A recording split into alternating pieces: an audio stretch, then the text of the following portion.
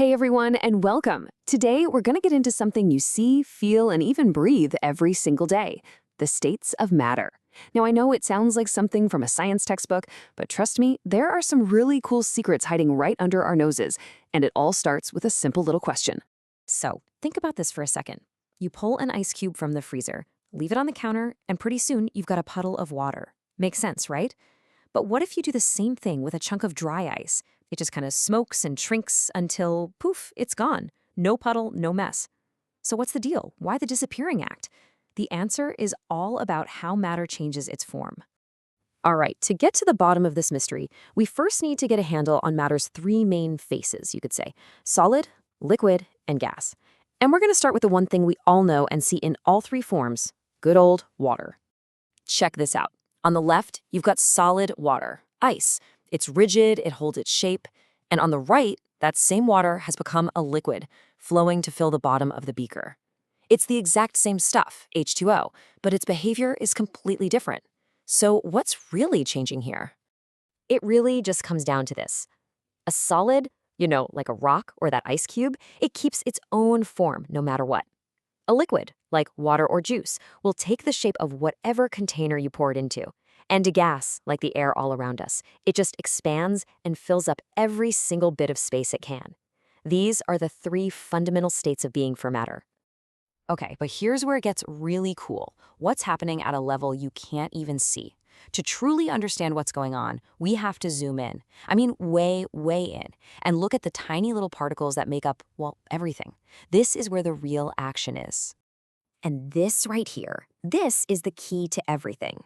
See, at the microscopic level, everything is made of particles that are never completely still. They're always wiggling, vibrating, and bouncing around.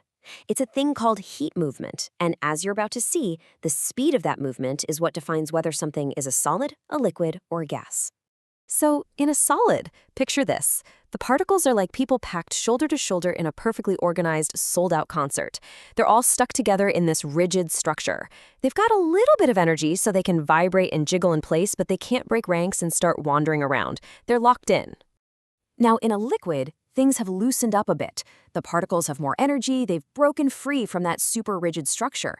They're still pretty close to each other, but now they can slide and tumble right past one another. And that is what gives a liquid its ability to flow.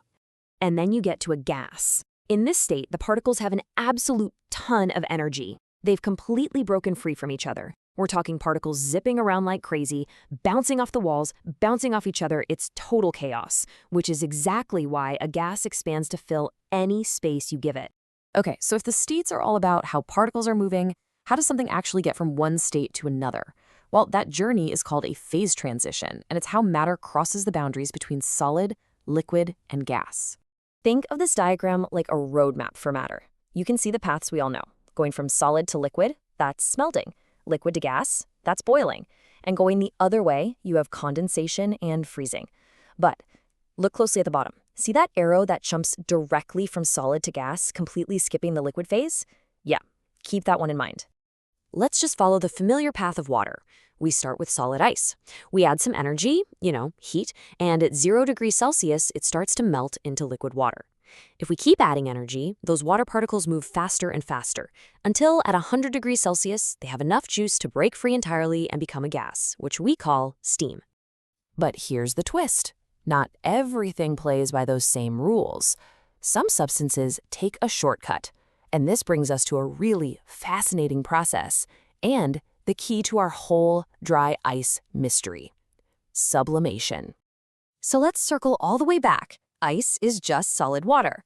Dry ice is solid carbon dioxide. They're both solids. So why does one leave a puddle while the other just seems to vanish into thin air? The whole secret is laid out for us right here in this table. At normal pressure, water has a clear melting point and a clear boiling point. But look at carbon dioxide. It's different. It doesn't really melt. Instead, it has what's called a sublimation point, at a mind-bogglingly called minus 78.5 degrees Celsius. Any warmer than that, and it just bypasses the liquid state altogether. And that is sublimation. The dry ice is so cold that when it hits normal room temperature, its particles get such a massive, rapid jolt of energy that they break free from their solid structure and just launch straight into being a gas. No puddle, no liquid phase, just a direct ticket from solid to gas.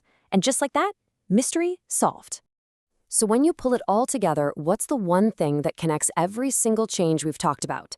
From an ice cube melting to dry ice vanishing, it all comes down to one simple, powerful concept: energy. Which brings us right back to our particle dance. Every single one of these changes is just about energy.